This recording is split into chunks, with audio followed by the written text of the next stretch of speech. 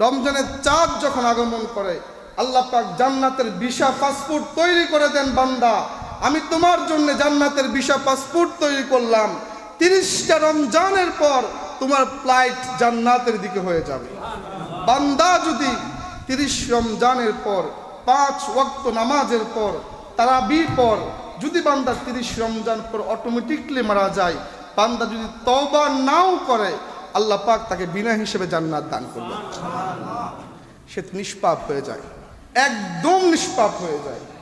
আল্লাহ রাসূল বলেছেন, মান সামা রমাদানা ঈমানান ওয়া ইহতিসাবান গুফিরা লাহু মা তাকাদ্দামা মিন যামবি।